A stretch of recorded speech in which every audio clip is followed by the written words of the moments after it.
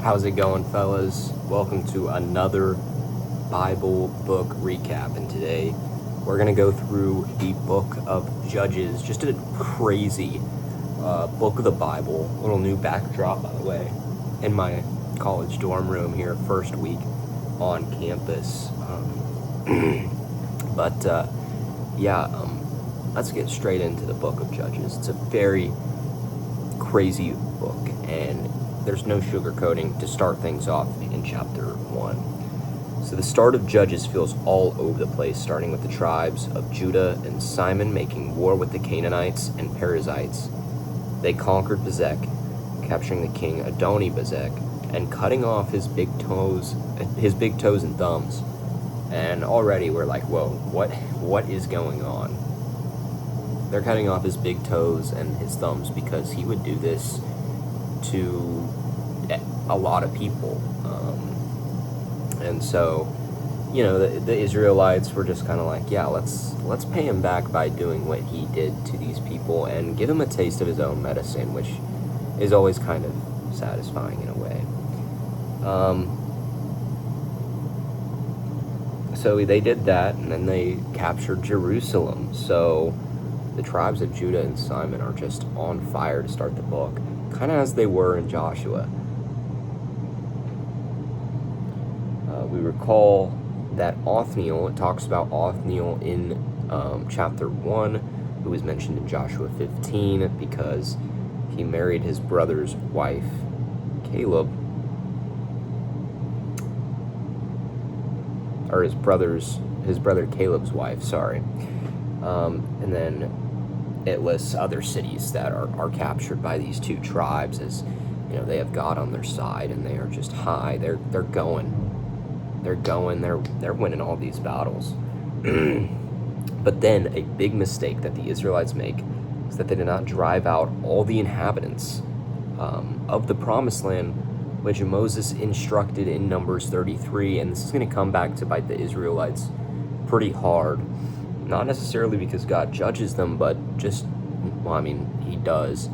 But not listening to the commands, not listening to what Moses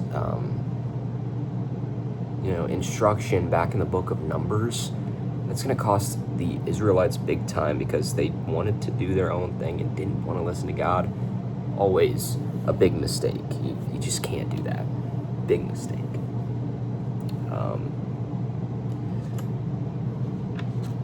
So let's go to Judges chapter 2.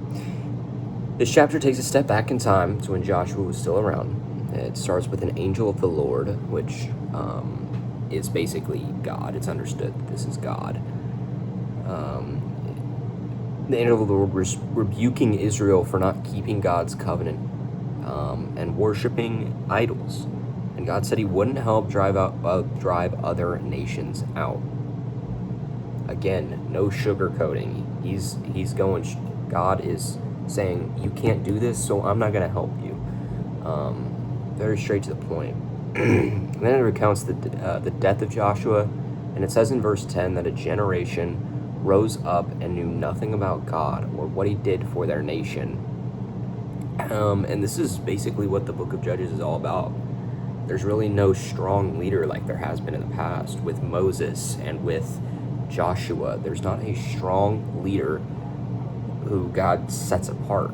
There's really none of that, and that's why it's the book of Judges. It's not the book of this person or whatever, because there is not one judge who rules for that long and does a whole lot, honestly. The last section of the chapter, God would have multiple times where he sent judges to Israel to save them, and once they died, every time Israel would go back to worshiping idols. So also in this book, we're going to see this cycle. It's never-ending cycle, of the Israelites falling short, worshiping false idols, not obeying God's commands. And then when that happens, God would, say, I'm not going to help you anymore. Over a certain period of time, Israel would fall to their knees, beg for forgiveness, and he would. God would forgive them. We see this cycle a lot in the book of Judges. It's very infuriating to read. But also we do the same thing. So, I'm not going to act like the people of Israel are terrible, because me and everyone watching this, we all fall short for God all the time. But we also, we always have this comparison mindset, and we think that we're better than people like this, but if we're in the same situation, we're probably doing the same things, So many people who call themselves Christians, say that they don't have idols or anything, but in reality they do. Whether that's a sport, whether that's music, it could be a ton of different things that people put at the peak, at the top of their list without realizing it. They spend more time worshiping that thing than God. So don't think that this is just an Israel problem. It's still a problem, and it will forever be a problem as long as we're here on earth. So I wrote down some verses for some chapters. Here's one, Judges 2:16. Then the Lord raised up judges who saved them from the hands of those who plundered them. So God would raise up judges. And the first one is here in Judges 3. The first section of this chapter shows that although Israel served idols, God would teach them war in their faithfulness through these nations. God would bring the first judge in Judges to free Israel once they cried out, and that was Othniel, Caleb's brother, to save them from the king of Mesopotamia, Cushan-Rishathaim. So after 40 years of rest, he would die. And so you see the first judge here is Othniel. And, some other judges are mentioned more times than others. This one not mentioned as much, but Othniel, we already know him. He married his brother's wife, which is pretty strange, but that's just how it played out with the situation back in the book of Joshua. And so he raises up Israel, and they take down the king of Mesopotamia. And so Israel was at 40 years of rest, but after that he died. The cycle repeats. They go to worshiping false idols. They go back, and God kind of rebukes them. They're under another nation. They apologize. They repent, and God sends another judge. And this is where the next judge comes into play, and his name is Ehud. Ehud is the next judge, and his main thing was killing Eglon. And this was just a wild story. There's actually a sermon that I was in on that talked about this story, weirdly enough. But in Judges 3, Ehud, he's a left-handed man, which actually is important because everyone basically was a right-handed man, and they would draw swords from their left hip pocket. But Ehud actually kind of had a deformed right hand, I'm pretty sure is what the scripture says. And so obviously his sword would be on his right hip. That's important because he goes to Eglon's kingdom thing, wherever he's staying at. And so he goes there, and they check his for his weapons, if he has any swords or anything. He doesn't on his left hip. They don't check the right hip for some reason. I feel like if he had a deformed hand, it would be pretty easy to check the other hip, but I digress. So they go, and Ehud goes into his office to discuss. He asked that everyone would come out of there, and it would just be Ehud and Eglon talking to each other about some matters. And he kills Eglon. He kills Eglon, pulling out his sword, submerges it into his stomach. The scripture, the chapter is very, what's the word? Very graphic. Because Eglon was a very fat man, it says. And Ehud couldn't pull the sword out of Eglon. Like, that's how fat it was. Like, his sword was stuck inside the body of Eglon. And so just keeps his sword inside of him and leaves without anyone knowing. And kind of the security people started to bang on the door of Eglon, thinking that he was in the bathroom or something. He was taking a poop. And so they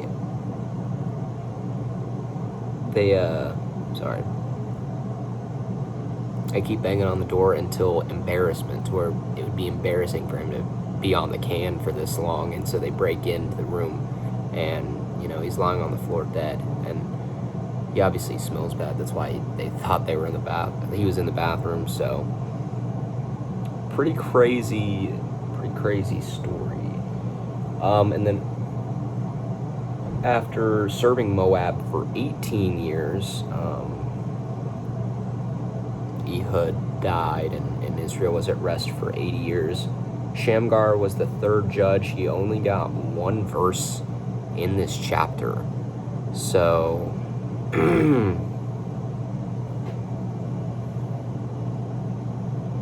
yeah. Sorry, I'm getting some notifications. But yeah, that's chapter 3. 3 judges mentioned. And then Judges chapter 4. Once Ehud dies, Israel starts worshiping idols. Surprise, surprise. And the king of Canaan would rule over them for 20 years until the 4th judge, Deborah. And this is a woman judge, I think the only woman judge, actually. She tells a man named Barak to gather 10,000 men from Naphtali and Zebulun, 2 tribes of Israel, to go to war with Jabin. And Jabin is, I think that's the key. No. Jabin is like the tribe that they are, No, Jabin is the king. Sorry. Can't read my own handwriting here. So Sisera meets with Israel for battle with 900 chariots, and Sisera is kind of like the war leader for Canaan.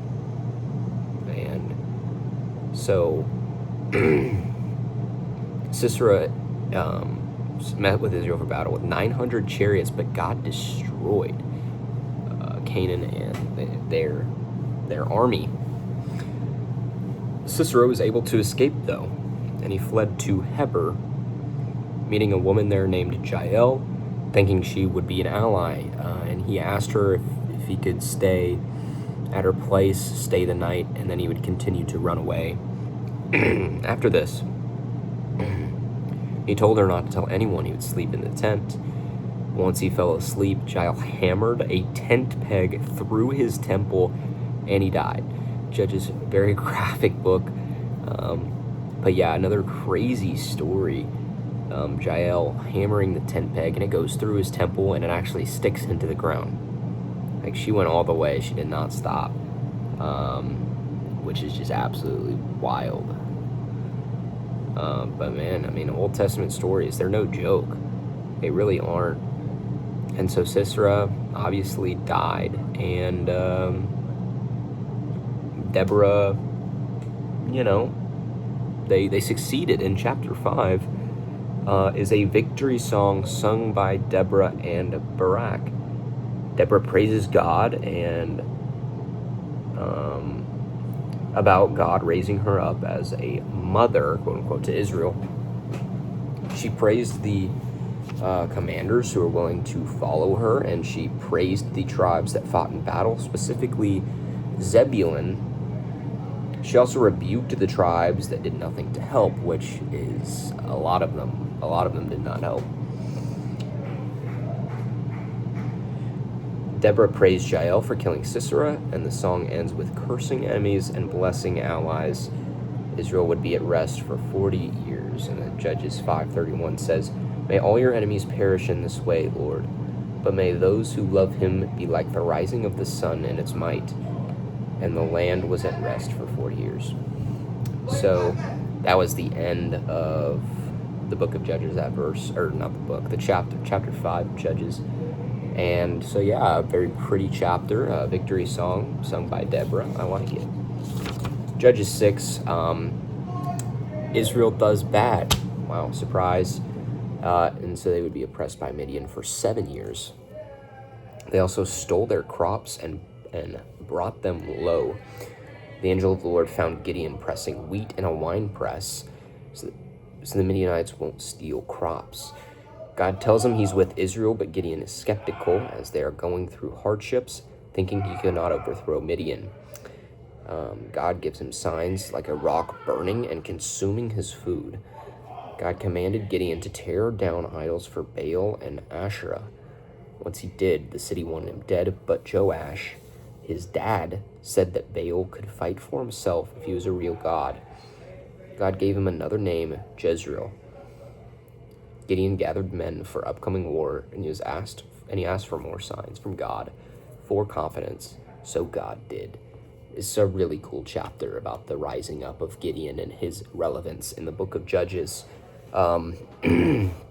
Because Gideon's a normal guy, pressing wheat in a wine press. There's nothing special going on there. But, God is telling him and putting on his heart, you need to be a leader. And so he asks for signs. God give him signs, and so he finally listens. He destroys these idols, and obviously the town wants him dead. But man, Joash, Gideon's dad, came in clutch and was like, Baal can fight for himself if he's God. And that is such a bar. That's so good. Man, that is just amazing what he said there. Baal can fight for himself if he was a real God. Nothing can fight against God. Nothing compares to God. There's nothing that's eternal in this universe. There's nothing outside of this universe. The omnipresence, everything about God is greater than anything that we can create here on earth. And obviously this God was created, and there was no chance that Baal could fight for himself. Loved that chapter. So chapter 7 is a continuation. God says that there are too many men for the war. God does this so that Israel would know it was God who defeated Midian, not manpower. So, brilliant move here by God. Obviously, all moves of his are brilliant, but, our minds just can't comprehend some of the stuff he does. But I understand this move. It's a way for Israel to stay grounded and not get big-headed like they have in the past. This is something that they've done a lot. And so they had 300 men. I skipped over. So God said all the men who were scared to return home. A lot of them did. And then based on how the man drank water from the river would determine who else would go home. So I think it was whoever got on their knees and got down and lapped water, whoever cupped their hands and drank. And so 300 men would go to war based on how they drank water. God tells Gideon he will defeat Midian, but if Gideon is scared, he would sneak into the Midianite camp. Gideon would overhear a dream. Gideon and God would take the camp. After this, Gideon gave each man a trumpet and torch, and once they blew their trumpet, the Midianites ran away and started fighting each other in confusion. They killed 2 leaders of Midian, Oreb and Zeeb. Another wild chapter where God is just his divine intervention really for Israel is on display here. Confusing the tribe and they all kill themselves basically. That's wild. They all, kill each other instead of killing the enemy. That's insane. That's crazy. And so just wild what God can do, and this army of 300 men won and defeated Midian. It's insane. Judges 8. The kings of Midian, however, would flee south. Gideon and his men would pursue Zebah and Zalmunna, the kings They got exhausted during the chase, so they asked both the men of Succoth and Penuel separately for food, but they refused because they were scared of what would happen if Midian escaped. Gideon cursed them respectfully and understandably, and they captured the kings, defeating their 15,000 manned army. He returned to Succoth and Penuel to tear their towers down, and killed the kings. Israel wanted to make Gideon king, but he refused and instead wanted a gold earring to make an ephod of gold. People would begin worshiping this. Gideon had 70 children, married many women, and died old. Israel would have 40 years of peace before going back to worshiping idols. And again, this cycle repeats. Not surprising. But yeah, another great chapter where God delivers for Israel. And we see that so much in the book of Judges. So let's go to chapter 9. So our sixth judge is Abimelech. He'd be the sixth judge after Gideon, and instantly he convinced the men of Shechem to make him king of Israel. He would then kill 70 of his brothers, with only Jotham, Gideon's youngest, surviving. Jotham heard the men of Shechem made Abimelech king, so he went to Mount Gerizim, comparing the decision the leaders of Shechem made to picking a thorn bush because he had nothing of worth while plenty of trees with fruits were around. And so, yeah, Abimelech, how he became the judge here is that he basically tempted them and told them, yeah, I'm the best option here. In reality, he wasn't. He really wasn't. And so his youngest brother, who didn't die, he escaped, and that is Jotham. So he went to the mountain and discussed this with everyone, basically, and was like, it's a dumb decision. Abimelech ruled Israel for 3 years, but God sent an evil spirit between him and Shechem. Gaal planned to overthrow Abimelech, but he found out, and Abimelech destroyed Shechem, then he went to Thebez, and in the city tower, a woman threw a millstone and crushed his skull. Abimelech told his servant to kill him so he wouldn't be known as being killed by a woman. Israel stopped fighting when they heard he died. So this Abimelech, obviously the worst leader, is very selfish, wanted to be king, destroyed Shechem, and when he was fighting in the city tower, a woman threw and crushed him, and as he was dying, he told his servant to kill him so that he wouldn't be known for a woman killing him. And obviously we're talking about a woman killing him, so that didn't work. A woman still killed him. Don't know,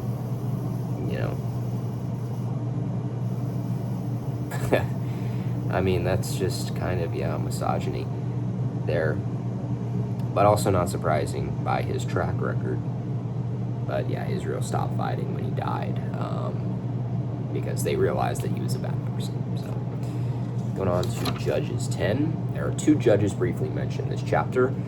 Tola, he would serve for 23 years, and Jair served for 22 years. After these 2 judges, Israel worshipped false idols, so God sold them to the Philistines and Ammonites, who oppressed Israel for 18 years. Israel cried out for mercy, but God responded by saying, worship. Cry out to the gods which you have chosen. Israel responded by removing their false idols, and God would end up saving them. So, pretty basic chapter. I mean, 2 judges mentioned. They fall back, the cycle. It's a cycle repeating all the time. Alright, Judges 11. Jephthah, the son of a prostitute, was Gilead's stepson and a valiant warrior. But the rest of his sons forced Jephthah out of the house. After living in Tob for a while, the elders of Gilead called for him, promising he would become leader of Gilead if he could defeat the Ammonites. So he agreed. He tried to negotiate with the king of Ammon, but he wouldn't. Jephthah made a vow to the Lord that if God granted Israel victory, that he would sacrifice the first thing he saw in his house to the Lord. After God gave Israel victory, Jephthah returned home, and his daughter rushed out singing and dancing. Jephthah told his daughter his vow, and she complied, asking she could go up and down the mountain with her friends as she wept about her virginity. So, pretty interesting chapter here. Jephthah, he's the son of a prostitute. He's a valiant warrior, but obviously, the son of a prostitute is going to be looked down upon, especially in this time. But he was a great leader, and he led, God led Israel to victory, but he was, the leader of the fighting going on. So after God gave Israel victory, Jephthah, he didn't make a good vow. It's just not smart. The promise that he made to God, because his daughter walked out, and he had to keep his word. He swore that he would kill the first thing that he saw. And so he would sacrifice the first thing that he saw. So terrible timing.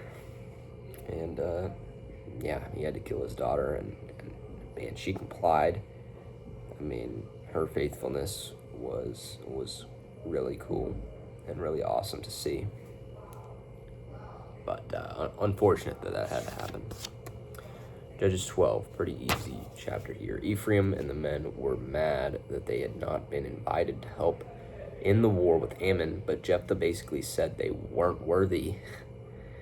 So Jephthah and his army battled with Ephraim and defeated them, and they made it impossible for the Ephraimites to cross the Jordan because they could not say Shibboleth correctly. It's kind of like an accent type of thing, It's almost like they had like a lisp, because I'm pretty sure they said like Sibboleth or something like that, So Jephthah would rule 6 more years and then die. 3 more judges would be mentioned in this chapter. Ibzan, who judged for 7 years, Elon judged for 10 years, and Abdon judged Israel for 8 years. So 3 judges back to back who were pretty short-lived. And so it's a pretty easy chapter. Chapter 13, Israel did evil once again, and the Philistines ruled over them for 40 years. An angel of the Lord, again probably God, appeared to Manoah's wife, who was infertile, and told her that she would bear a son. He commanded her not to drink wine or to shave his head, and he would save Israel from the Philistines. She told Manoah, who asked the angel to come back. He did, and Manoah kept asking questions, but God wouldn't answer. Manoah offered a sacrifice. God went up to heaven in flames, and they worshipped. She gave birth to Samson. And so God promises, this infertile woman, that she would bear a son. And we see this so much in Scripture. It's like, it seems like the woman who, can't bear children on their own, God gives them, the greatest men and the greatest, or the most prominent, I should say, characters in the Bible, like Samson. And so, Manoah was like, well, what's going on here? And he asked the angel to come back. God did. And, didn't explain much, but they worshiped God. And,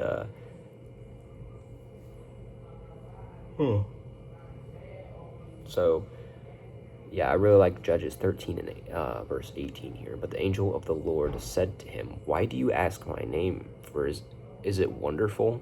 And wonderful in this context kind of means like incomprehensible, like it's God, So cool chapter to start off with Samson. Judges 14. Samson found a Philistine woman that he wanted for a wife, but his parents didn't realize this was for the Lord, so they were hesitant. On the way to Timnah for this girl, a lion crossed path, and Samson killed it with his bare hands with the help from the Spirit. Samson married her, but during the wedding feast, Samson gave a riddle to the 30 men there. He would give each a garment of clothes if they could answer. They threatened to kill his wife if she couldn't get him to tell her. they threatened her that they would kill her. So she begged until he told her. She asked, plenty of questions trying to trick Samson. Samson was angered so much, and through the Spirit, he killed 30 Philistines for their garments, and he would leave his wife. And so, like the Philistines, they just want to take down Israel and the leaders, Samson here. Judges 15. Unsurprisingly, Samson's father-in-law thought he didn't want his wife, so he gave her daughter to another man. Samson set the tails of 30 jackals on fire through Philistine crops. So basically, these rabbits, I'm pretty sure is what a jackal is, and just sent them running through the crops. They heard it was Samson, and they killed his wife and father-in-law. In return, he killed a number of Philistine men. After men of Judah came to capture Samson for arrest. When he arrived at the Philistines, the Spirit of the Lord came upon Samson, and he broke free from his ropes and restraints, took a jawbone of a donkey, and killed 1,000 men with it. After he became very thirsty, and he cried out to God, who would give him more water, and he would rule over Israel for 20 more years. Samson is insane. The strongest man in the Bible, all because he didn't cut his hair, which we'll see that in the next chapter. But, it's insane just how strong he was. Killing a lion with his bare hands, whoa. Killing 1,000 men with a donkey jawbone, are we kidding? What is this guy on? Judges 16. Samson met a girl named Delilah. She's scary. Who he fell in love with, but the Philistine men who found Delilah told her they'd give her 1,100 shekels of silver if she found out what his weakness was. So the Philistines, they hate Samson. They want him gone because they want to rule over Israel.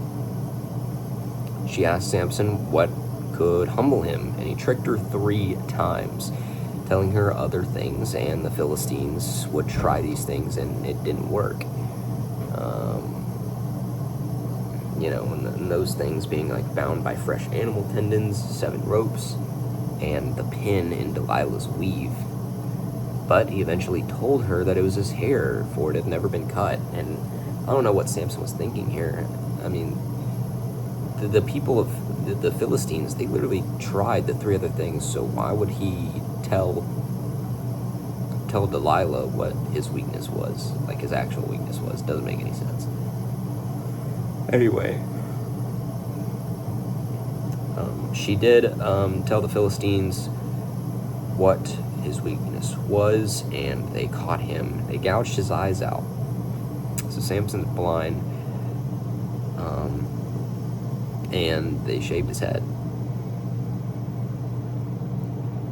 He became a grinder in prison, and they mocked him and worshipped a false god. And so there's a ton of people at this party with, higher-ups, I guess, of the Philistines. Samson cried out to the Lord for strength one last time. And as he was blind, he asked a little boy who was down there to help him get to the 2 pillars, so he did. And then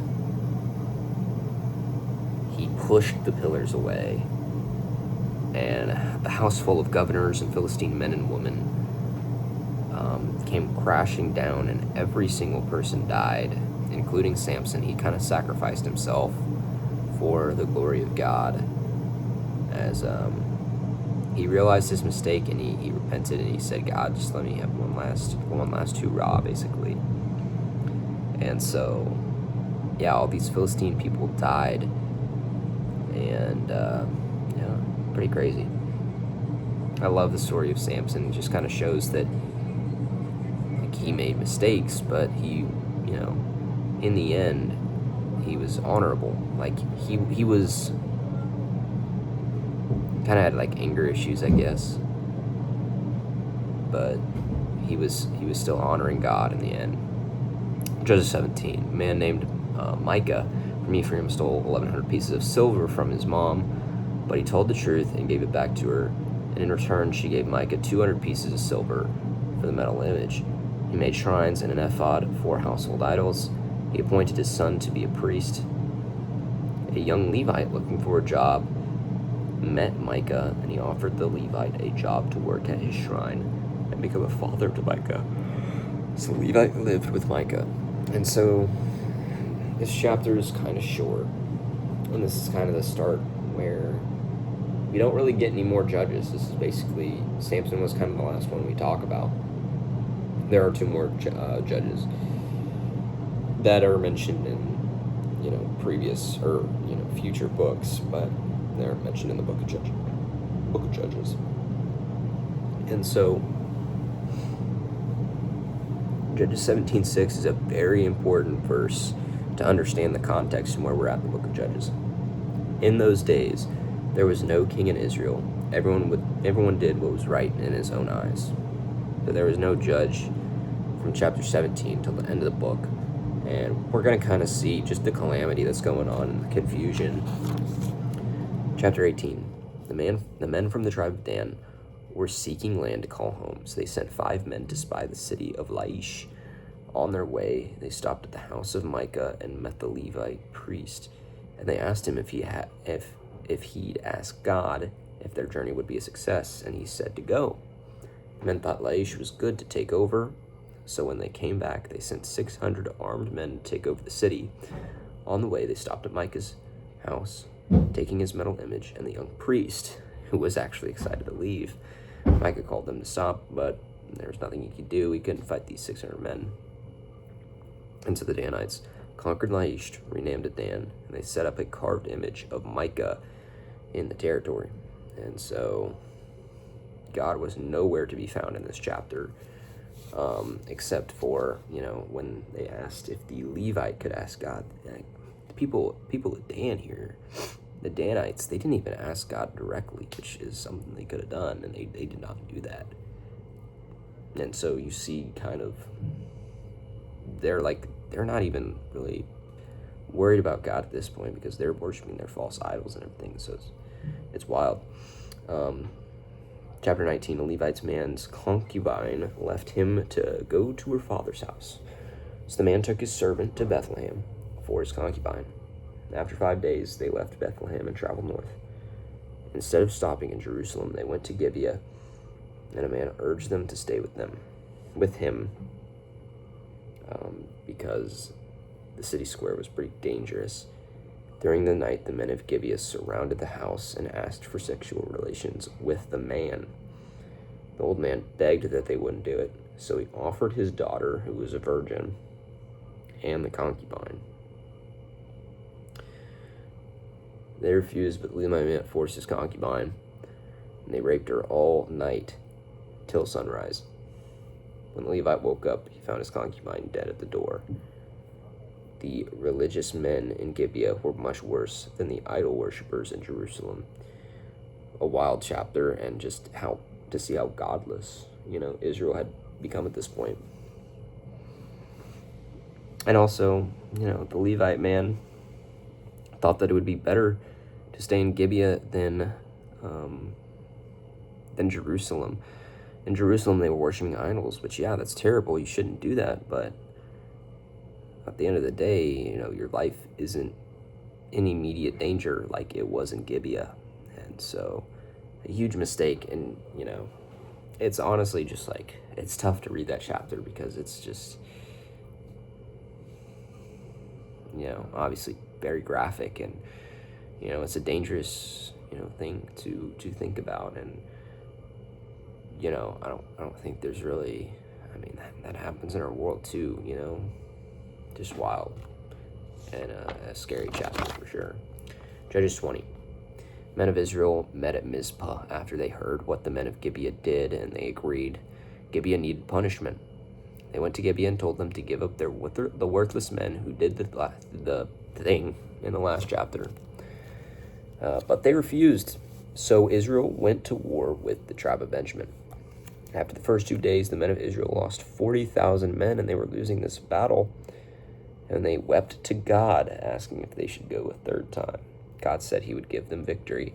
after a smart plan by Israel, where they kind of did the thing that they did in Joshua, in like Joshua 7, I believe, where they kind of had two separate, things, where one would come in from the front, distract them, kind of run away, and people would go through the town, kind of trap them. So that was their plan, and then 25,100 men of Benjamin died. And, this is a tribe of Israel, but it was actually like one of the smallest, so almost all of this tribe died. Like, at least a lot of the men did. And so that was huge, and, Israel won, and unfortunate that Benjamin, didn't, like, they defended Gibeah. Wow. And then Judges 21, the last chapter. The pact that Israel made against Benjamin, not giving their daughters as wives to the Benjaminites, was a mistake. There were so few women that Benjamin could run out of people. And so the Israelites killed everyone in Jabesh Gilead, since they had not shown up to the meeting at Mizpah, and gave all the virgins to the Benjamin men, but it still wasn't enough. So the leaders of Israel told them to kidnap women dancing at a feast in Shiloh to take as wives, because this technically wasn't Israel willingly giving their daughters up. This is the stuff that happens when you don't have men of God leading your nation. Plain and simple. I mean, God is not here, and so yeah, that's what happens. There's really no point in killing everyone in Jabesh Gilead because they didn't show up to a meeting. Like, what? Is that something God would do? No. They were worried about the wrong things. They didn't ask God for anything, and this is the stuff that happened. And the final the final verse in the book of Judges is just very, I don't know, it just kind of hits you, It says, in these days there was no king in Israel. Everyone did what was right in his own eyes. And, we saw that verse in chapter 17 as well. And it's just like, man, no one cared about God in this time, which is so super unfortunate. You kind of saw the downfall of that in the book. But yeah, that's the book of Judges. Appreciate you guys watching. Sorry I didn't end on like a more fun note, but that's just kind of how the book ended and how it ended up. Pretty wild book, honestly. Maybe the most crazy book, just with all the stories and stuff. I don't think it's been one of my favorites so far. I think it's up there. Some of the stories were cool to hear, but I think it's definitely behind Joshua. I don't really know where it ranks up against the other books as far as my rating goes, in my opinion. But yeah, I've actually already read the whole book of Ruth. It's a short book. That's going to be a pretty short video. But yeah, that book is coming up next. I'll tell you all guys about it in the next video. But thank you guys for watching. I really appreciate it. I love you guys so much. And God bless.